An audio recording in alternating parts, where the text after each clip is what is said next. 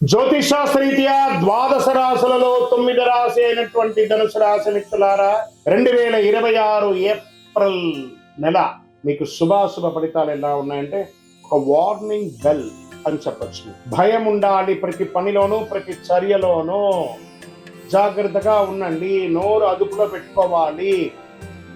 Unwanted discussions, unwanted comments ఇవన్నీ చెయ్యకూడదు.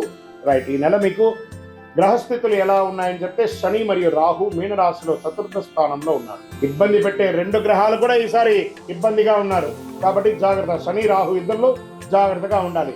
కేతు కన్యా రాశిలో దశమ స్థానంలో ఉండడం వల్ల ఉద్యోగంలో అనిశ్చితి, మార్పులు వచ్చే అవకాశాలు ఉన్నాయి. గురు మిథున రాశిలో సప్తమ స్థానంలో ఉండడం వల్ల సంబంధాలు, భాగస్వామ్యాల అవకాశాలు వస్తున్నాయి. ఈ నెల మార్పులు ప్లస్ సంబంధాలు కలిసి ఉంటాయి. మరి ఉద్యోగస్తులు ఎలా పనిలో మార్పులు వస్తాయి.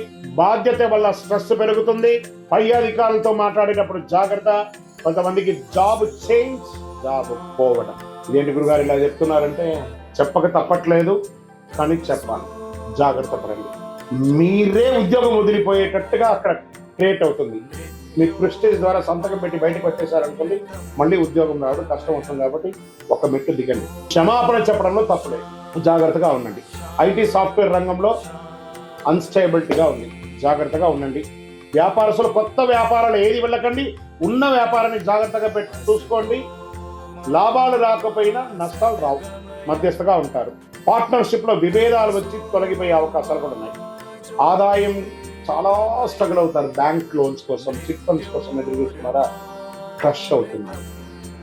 మరి మీరు బిల్డింగ్ పర్మిషన్స్ కోసమో దానికో ప్రభుత్వాల దగ్గర నుంచి మీరు పర్మిషన్ కోసం పెట్టుకున్నారా, అది కూడా ఆలస్యం అవుతుంది.